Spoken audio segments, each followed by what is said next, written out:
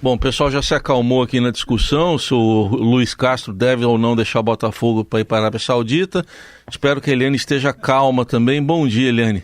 Bom dia, eu sou contra. Eu acho que o Luiz Castro tem que ficar aqui.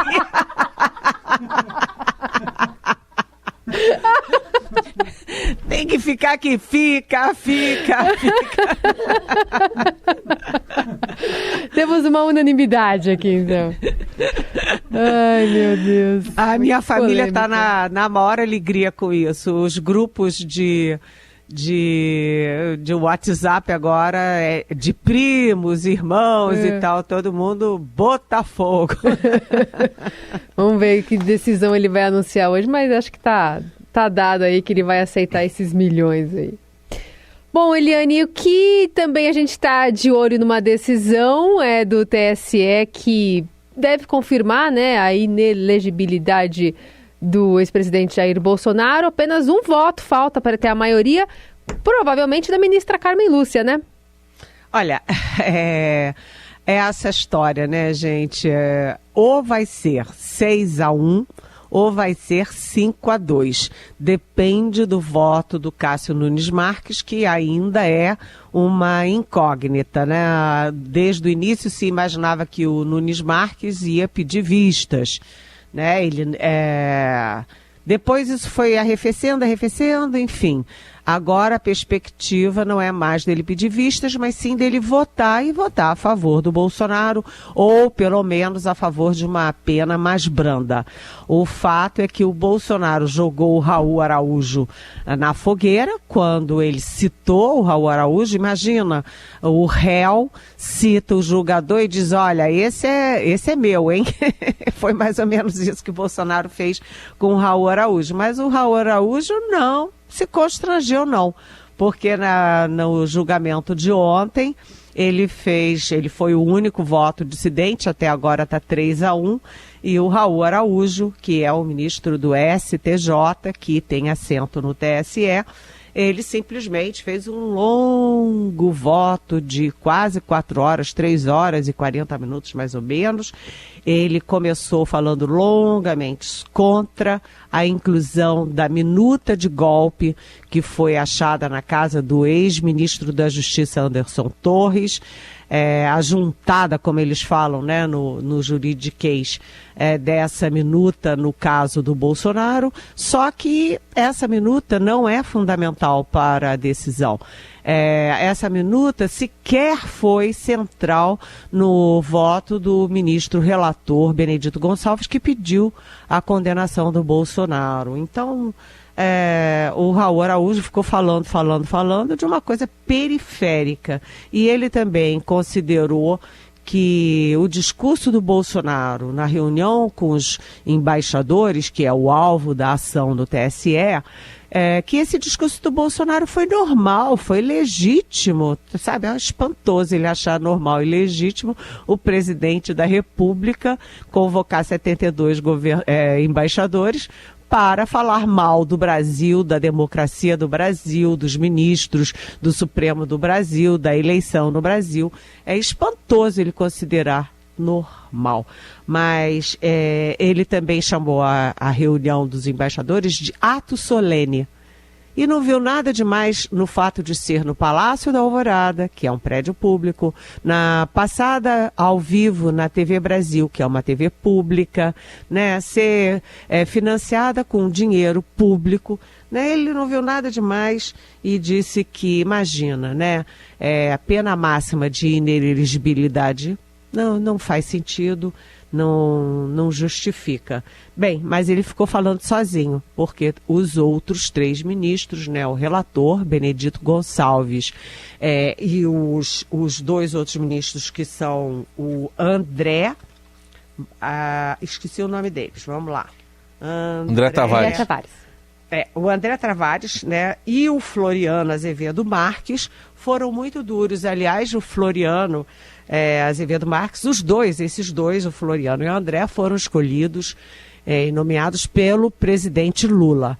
e os dois não são de outros tribunais, eles representam o mundo jurídico e os dois foram muito professorais, muito didáticos, e o Floriano foi rebatendo um a um os pontos, não apenas do próprio André Araújo, mas também do advogado do Bolsonaro, que é o Tarcísio Vieira. O curioso é que o voto do Raul Araújo é igualzinho a posição e a defesa do advogado do Bolsonaro, Tarcísio Vieira, né? Ponto a ponto, contra a minuta, dizendo que não teve nada demais, dizendo que o discurso é legítimo, que o debate sobre urna é legítimo.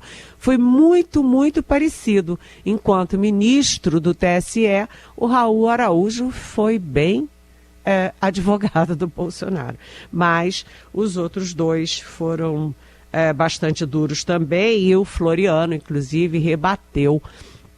Uma das teses do Raul Araújo é de que o Bolsonaro tinha direito à liberdade de expressão. E aí o Floriano, como professor, ensinou o seguinte: olha, um professor tem até o direito de achar que a Terra é plana. Tem um monte de gente que acha que a Terra é plana.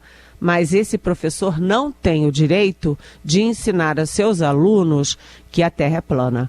Portanto, o presidente da República não pode usar da liberdade de expressão para atacar o próprio país e para um ambiente estrangeiro. Ou seja, ele estava atacando o Brasil não para os brasileiros só. Ele estava atacando o Brasil para o mundo. Então, a expectativa hoje é de que a Carmen Lúcia já dê o quarto voto, né, que já caracteriza a maioria, né, fica 4-1, são 7 ministros, já está decidido, portanto, a parada, e depois vem o Cássio Nunes Marques, que é uma incógnita. Ele é muito ligado ao Bolsonaro, é o ministro mais bolsonarista tanto do TSE quanto do Supremo, e quem vai dar o fecho do julgamento é o Alexandre de Moraes, e aí a gente nem precisa quebrar muito a cabeça para adivinhar que o voto dele será contra o Bolsonaro. Agora, o fato de ter um ou dois dissidentes fortalece a estratégia da defesa do Bolsonaro, que é entrar com um recurso atrás do outro para tentar. Eles sabem que não vão anular o julgamento, mas sabem que vão ganhar tempo. Ou seja, vão manter o Bolsonaro em evidência por algum tempinho e depois, né, gente?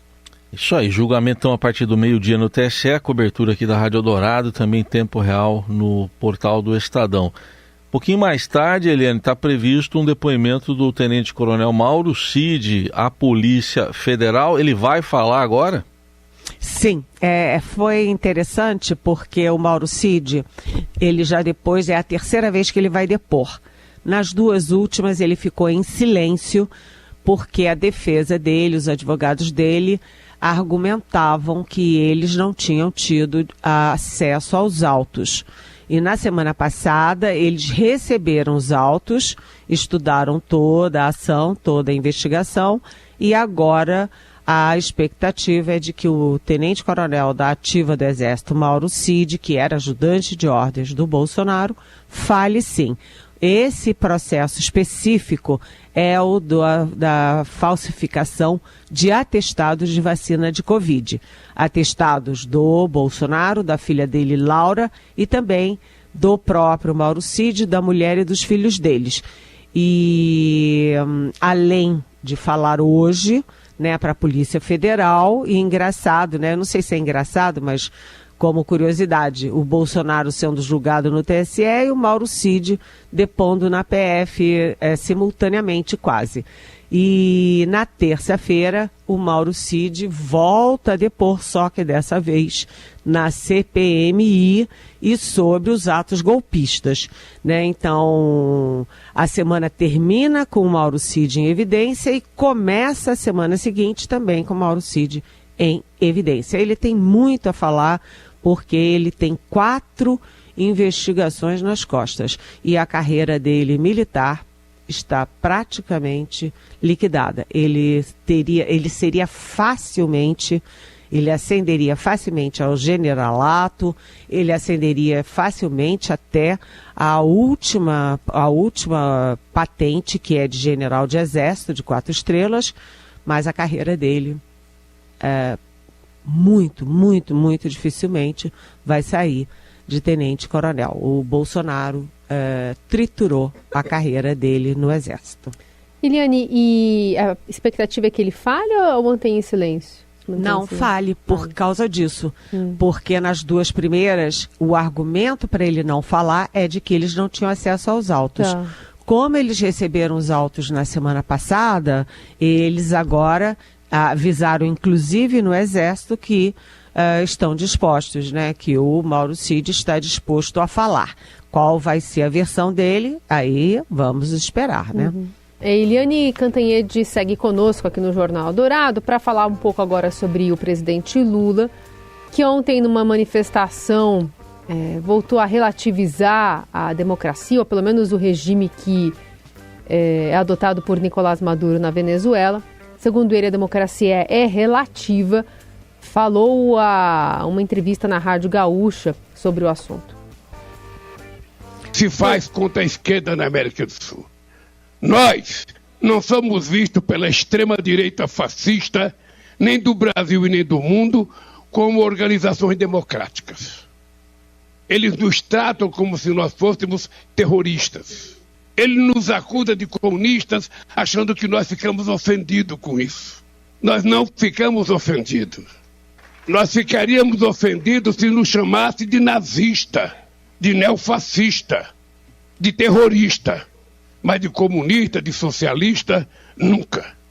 Isso não nos ofende. Isso nos orgulha, muitas vezes. Essa é uma manifestação do presidente ontem na abertura do encontro do Foro de São Paulo, em Brasília, né? De que é motivo de orgulho ser chamado de comunista. E agora sim, a gente ouve a fala do presidente ontem em relação à Venezuela. Por que o senhor, seu governo e parte da esquerda brasileira tem tanta dificuldade em considerar a Venezuela uma ditadura? Olha, deixa eu lhe falar uma coisa. A Venezuela, ela tem mais eleições do que o Brasil. A Venezuela, desde que o Chávez tomou posse... Mas eleições não garantem democracias, né, presidente? Deixa eu lhe falar uma coisa. O conceito de democracia é relativo para você e para mim. Eu gosto de democracia porque é a democracia que me fez chegar à presidência da República pela 3ª vez. Tá? Por isso que eu gosto da democracia e a exerço na sua plenitude. Eu acho que o mundo inteiro sabe que a governança do PT aqui é exemplo de exercício da democracia. Precisa aprender a respeitar o resultado das eleições. O que não está correto é a interferência de um país dentro de outro país. Bom, Eliane, de novo ele flexibilizou demais o que é uma democracia.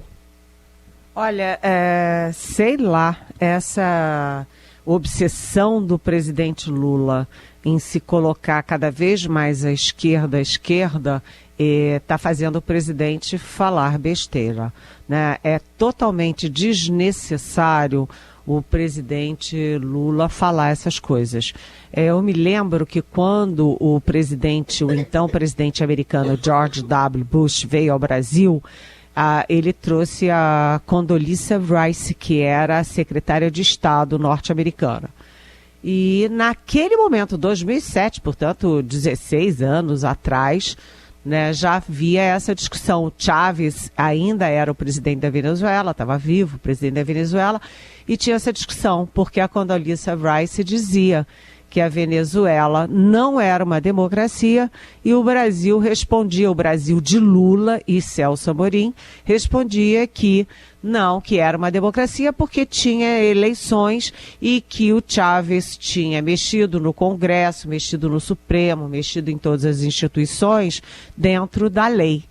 E aí a Condoleezza dizia que eleição é apenas parte da democracia, não é a democracia. E, além disso, a gente viu que depois surgiu o livro, né, Como Morrem as Democracias, mostrando que hoje não é mais com tanque na rua, tiro, tanque, sangue. É usando a própria democracia, os instrumentos da democracia para destruir a democracia. né, que foi o que o Hugo Chávez e depois o Nicolás Maduro fizeram na Venezuela. A gente tem 6 milhões de venezuelanos saindo da Venezuela. 6 milhões. Isso é mais ou menos 18%, 20% da população da Venezuela. Aliás, 450 mil deles estão no Brasil, que recebe todo dia em torno de 500 venezuelanos para fugir da pobreza, da opressão, do regime do Nicolás Maduro. Ou seja, o Lula, quando elogia o regime do Maduro, ele está atacando, ele está desrespeitando a dor do povo venezuelano. É um erro dele, eu não sei por que ele insiste nisso. E essa ida ao Foro de São Paulo, que já era assim, eu vou ao Foro de São Paulo, vou esfregar na cara dessa gente que eu vou lá e sim e ponto. Mas ele não precisava dizer que tem orgulho de ser do rótulo de comunista. Ele não precisava falar que tem orgulho do rótulo de comunista. Ele também não precisava fazer loas a Chávez e Fidel. Ele não precisava assumir esse discurso tão nitidamente da extrema esquerda, né? O Lula não tem um governo plural que vai da extrema esquerda até a direita. Ele não pode assumir um discurso como esse, ou seja, eu não entendo qual é a estratégia dele, que é bater no peito e dizer eu sou bom, eu sou forte, eu poderoso, eu posso tudo. Não sei, tem um aspecto político grave, tem efeitos na economia e tem um viés também pessoal que o Lula precisa trabalhar melhor, gente. Muito bem. Eliane, e fechando a semana, a gente fecha mais uma vez a semana com a ministra do Turismo continuando a ser ministra do Turismo, a ministra Daniela Carneiro. Pois é, que coisa, né? Isso aí parece uma queda de braço entre o Lula e não apenas o partido dela, que é a União Brasil, mas também com o Centrão, com a base dele lá no Congresso. Porque essa história está se desenrolando, que tem 2 semanas mais ou menos, né? Uhum. E fica se enrolando, todo mundo sabe que ela não é mais ministra na prática, né? O sucessor dela já está com tudo pronto, Celso Sabino para assumir, todo mundo já trata ele de ministro para cá, ministro para lá, mas eu acho que o Lula, primeiro, está negociando condições, né? E segundo, ele não quer tão rapidamente ceder à pressão, porque depois de ceder a primeira vez, ele vai ter que ceder sempre. O fato é o seguinte, é uma situação, no mínimo, esdrúxula, né? Não faz o menor sentido ter uma ministra que todo mundo olha, ou alguns até com pena, porque ela não é mais ministra. E o outro, que não é ministro, ser tratado de ministro, ou seja, é uma situação que o Lula precisa resolver rapidamente. Muito bem. Fechamos essa semana focando como é que vai ser essa situação também a partir de segunda-feira. Nessa semana, a ministra também ficou fora do país, né, Eliane? Então, semana que vem, com essa agenda aqui em São Paulo, ou em Brasília, vamos ver como é que as coisas vão se dar no futuro dela e de quem está já querendo ocupar essa cadeira muito rapidamente. Pois é, a perspectiva é de que isso seja solucionado já no início da próxima semana. Uhum. A Daniela Carneiro estava viajando, né? Eu acho que não disse que ela é ministra do Turismo, né? Como ministra do Turismo, ela tem que viajar mesmo, aproveitou esse restinho de mandato para viajar, mas já está na hora do Lula resolver essa parada, né?